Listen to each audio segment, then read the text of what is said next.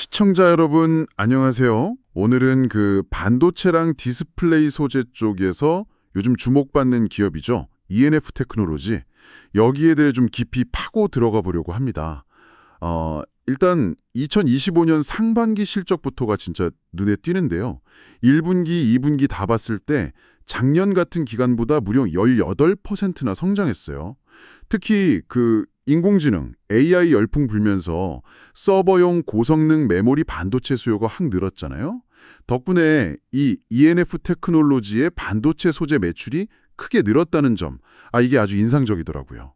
원래 강했던 삼성전자 쪽 매출은 안정적으로 가면서도 SK 하이닉스 쪽으로 매출이 확 늘어난 게 성장의 핵심 동력인 것 같아요.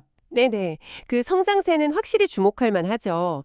특히 요즘 AI의 핵심인 HBM, 고대역폭 메모리 시장이 정말 뜨겁지 않습니까?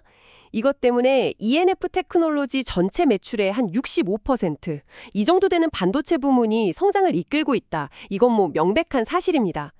하지만 여기서 잠깐 좀 숨을 고르고 조금 더 냉정하게 볼 필요는 있어요. 나머지 한 35% 정도 되는 디스플레이 소재 부문, 특히 이게 그 변동성이 좀 큰 중국 시장하고 얽혀 있거든요. 그래서 우리가 좀 신중하게 짚어봐야 할 부분들이 있습니다. 성장 뒤에 가려진 그런 잠재적인 위험 요인들, 이런 거 좀 보이거든요. 이 성장이 정말 탄탄한 건지 아니면 약간 좀 아슬아슬한 건 아닌지 따져봐야 합니다. 디스플레이 쪽 말씀이시군요. 네네. 물론 걱정하시는 부분도 일리는 있지만 제 생각엔 긍정적인 면도 꽤 많거든요. 예전에는 그 LCD, 액정 표시 장치가 중심이었다면 지금은 OLED, 유기발광 다이오드 중심으로 성공적으로 넘어가고 있다는 거. 이게 중요해요. OLED가 훨씬 화질 좋고 반응 빠르고 전기도 덜 먹고 그래서 스마트폰이나 고급 TV에 많이 쓰이잖아요, 요즘. ENF 테크놀로지가 줄어드는 LCD 물량을 이 OLED용 소재 판매로 충분히 잘 메꾸고 있어요. 중국 쪽 매출도 마찬가지예요. LCD든 OLED든 작년보다 크게 성장하고 있거든요. 물론 그 LG 디스플레이 광저우 LCD 공장이 있잖아요. 거기가 중국 CSOT, 차이나스타에 매각되면서 약간 불확실성이 있긴 했죠. 근데 회사 쪽 얘기 들어보면 현재 CSOT에서 오는 주문은 아주 견조하다고 합니다. 문제 없다고요. 그래서 하반기에도 스마트폰이나 IT 기기용 그 중소형 OLED 패널 수요, 이걸 중심으로 성장이 계속될 거다 이렇게 기대하고 있습니다. 현재는 견조할 수 있겠죠. 네. 근데 바로 그 점이 리스크의 핵심이라는 겁니다. CSOT 같은 그런 큰 고객사는 언제든 자기들 이익 따라서 공급망 전략을 바꿀 수 있어요. 특정 회사 의존도를 낮춘다거나 아니면 자국 업체를 우선한다거나 그럴 수 있거든요. ENF 테크놀로지도 이런 위험을 아니까 그래서 아마 작년 말에 중국 공장 한 곳을 먼저 매각했을 겁니다. 선제적으로요. 지금 당장 중국 디스플레이 시장 수요가 좋다고 해서 마냥 안심할 순 없다는 거죠. 언제든 예상치 못한 변수가 터질 수 있다. 이걸 항상 생각해야 하고요. 또 다른 쪽을 보면요. 자회사 중에 유비 머티리얼즈라고 있잖아요. CMP 슬러리 만드는 곳. CMP 슬러리가 그 반도체 웨이퍼 표면을 아주 매끈하게 깎아내는 데 쓰는 핵심 소재인데 이 유비 머티리얼즈가 아직 적자 상태라는 거. 이것도 그냥 넘길 순 없어요. 물론 내년, 내후년에 제품 늘려서 흑자 정환하겠다. 목표는 그런데 현재로서는 연결 실적에는 좀 부담 요인인 건 맞습니다. 네, 맞아요. 그런 잠재적인 위험이나 부담 요인들도 당연히 봐야죠. 근데 더 중요한 건 회사가 그냥 외형 성장만 하는 게 아니라 그 수익성 개선, 그러니까 마진율을 높이려고 계속 노력하고 있고 실제로 성과를 내고 있다는 점 아닐까요? 올해 1분기, 2분기 그리고 3분기 예상치까지 쭉 보면 영업이익률이 계속 좋아지고 있어요. 이건 그냥 물건 많이 파는 걸 넘어서 더 이익 남는 장사를 하고 있다는 뜻이잖아요. 원재료도 좀 더 싸게 구하려고 계속 노력하고 있고 여기에다가 이제 앞으로 나올 신제품 효과까지 딱 붙으면 그러면 경쟁사들이 보여주는 그 높은 마진율 있잖아요. 그것도 충분히 가능하다고 봐요. 특히 그 반도체 사업부에서 지금 개발 중인 신규 아이템 중에는 영업이익률이 20%에서 막 최대 40%까지 나오는 그런 고마진 제품도 있다고 하니까요. 이게 이제 본격적으로 실적에 기여하면 수익성 개선 속도는 훨씬 빨라질 수 있죠. 정말 기대되지 않아요? 기대감은 저도 이해합니다만 현실적인 수치를 좀 냉정하게 봐야죠. 현재 ENF 테크놀로지의 전체 연결 기준 영업이익률은요, 동종업계 경쟁사들하고 비교하면 여전히 좀 낮은 편입니다. 꾸준히 개선되고 있다. 네, 그건 맞는데 경쟁사들은 이미 연결 기준으로 10% 후반에서 20%대 마진을 내고 있거든요. 이 차이를 따라잡으려면 아직 시간이 좀 걸릴 거라는 거죠. 상당한 노력이 필요하고요. 게다가 최근에 투자 끝낸 그 천안 신공장 2기, 거기 감가상각비 부담이 올해 3분기부터 연간 한 10억 원 정도 추가로 발생합니다. 감가상각비라는 거는 공장이나 설비 같은 걸 쓰면서 비용으로 처리하는 건데 이게 늘면 당연히 이익률 개선 속도에는 좀 브레이크가 걸릴 수밖에 없죠. 물론 회사에서는 뭐 1, 2분기 수준의 이익률은 유지할 수 있을 거다 이렇게 보지만 여기서 더 확 개선되기에는 분명히 부담이에요. 그리고 또 생산 효율 높이려고 자동화 설비 투자하는 거. 이건 사실 과거부터 계속 해오던 거라 여기서 뭐 추가적으로 혁신적인 개선 효과를 크게 기대하기는 좀 어렵지 않나 그런 생각도 듭니다. 뭐랄까 이미 짤 만큼 짠 마른 수건 같은 느낌? 추가 개선 여지가 크지 않을 수 있다는 거죠. 감가상각비 증가, 물론 비용 면에서는 부담이죠. 근데 이건 미래의 더 큰 성장을 위한 꼭 필요한 투자로 봐야 하는 거 아닐까요? 씨앗을 안 뿌리고 어떻게 나중에 풍성한 수확을 기대하겠어요? 천안공장 투자는 결국 늘어나는 수요에 대비해서 생산 능력, KPI를 늘리는 거잖아요.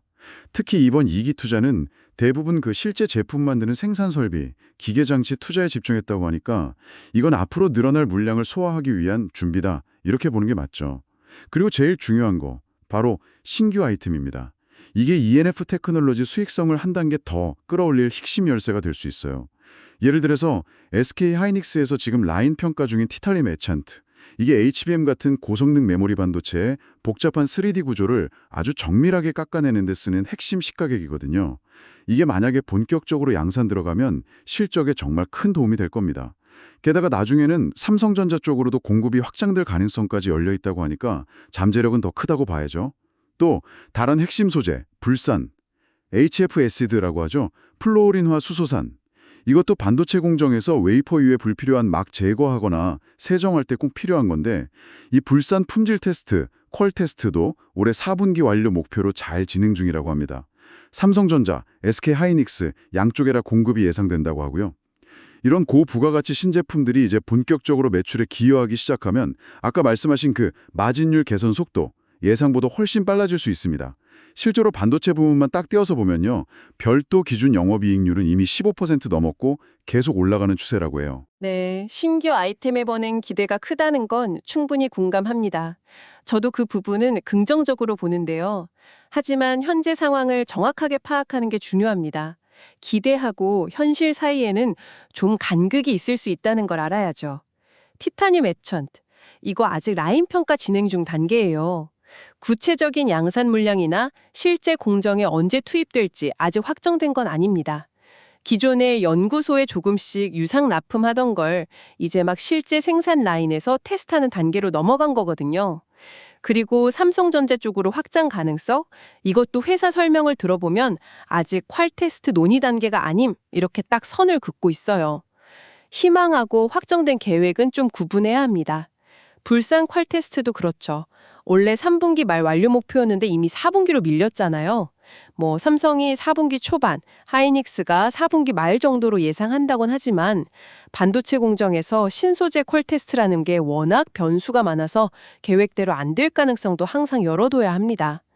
그리고 최근에 부지만 확보했다는 그 신규 제사 공장 계획, 이것도 마찬가지예요. 아직 어떤 품목을 얼마나 생산할지 구체적으로 확정된 건 아무것도 없습니다. 스마트 팩토리 만들겠다, 자동화 강화하겠다, 방향 자체는 좋은데 구체적인 그림이 나오기 전까지는 너무 큰 기대는 좀 경계해야 한다는 거죠. 결국 중요한 건 실행인데 이 실행에는 늘 불확실성이 따르는 법이니까요. 물론이죠. 모든 계획이 뭐 100% 달력대로 착착 진행되지는 않겠죠. 세상 일이 어디 그래요. 하지만 중요한 건 회사가 나아가고 있는 그 뚜렷한 방향성이라고 저는 생각해요. ENF 테크놀로지는 지금 AI 반도체 시장 성장이라는 아주 강력한 시대적 흐름, 순풍을 제대로 타고 있어요. 그리고 이 기회를 놓치려고 기존 고객사인 SK 하이닉스하고 관계는 더 강화하고 동시에 세계 1위 삼성전자로의 공급도 계속 늘리면서 성장의 발판을 넓히고 있잖아요.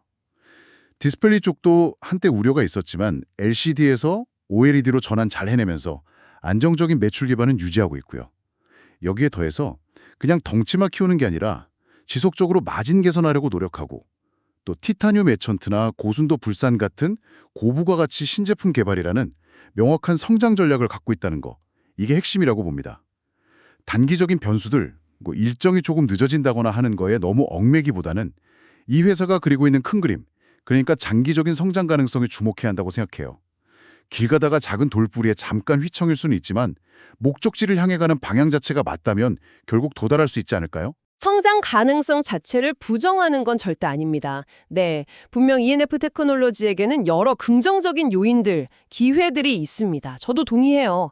제가 강조하고 싶은 건 그 성장가도 위에 놓인 여러 위험 요인들, 그러니까 그 돌뿌리들을 충분히 인지하고 좀 균형 잡힌 시각을 갖자는 겁니다. 앞에서 여러 번 얘기했지만 특정 고객사에 대한 높은 의존도에서 오는 그 중국 시장 리스크, 또 CSOT가 언제든 공급망 바꿀 수 있다는 가능성, 아직은 경쟁사들보다 좀 뒤처져 있는 수익성 문제, 천안 신공정 투적 때문에 단기적으로 늘어나는 감가상각비 부담, 그리고 여전히 좀 발목을 잡고 있는 자회사 유비머티리얼즈의 실적 개선 문제, 마지막으로 큰 기대를 거는 신제품들의 퀄 테스트 통과나 실제 양산까지 이어지는 그 일정의 불확실성, 이런 고려해야 할 변수들이 생각보다 많다는 거죠.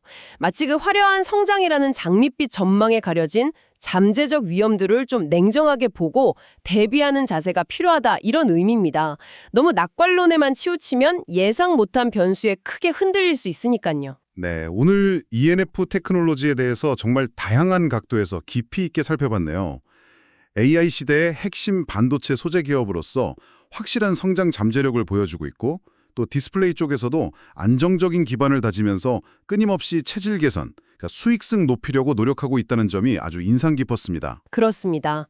확실한 성장 동력은 분명히 가지고 있지만 동시에 경쟁사 수준의 높은 수익성을 확보하고 이걸 통해서 지속 가능한 성장을 이어가려면 해결해야 할 과제들도 명확하게 확인했죠. 앞으로 ENF 테크놀로지가 이 과제들을 어떻게 풀어갈지 이걸 지켜보는 게 중요하겠습니다. 그 여정은 앞으로도 계속될 것으로 보입니다. 자, 그럼 마지막으로 시청자 여러분께 좀 흥미로운 질문을 하나 던져보면서 마무리할까 합니다. ENF 테크놀로지가 앞으로 경쟁사들과 어깨를 나란히 할 만큼 높은 수익성을 달성하는 데 있어서요. 가장 결정적인 열쇠는 과연 무엇일까요?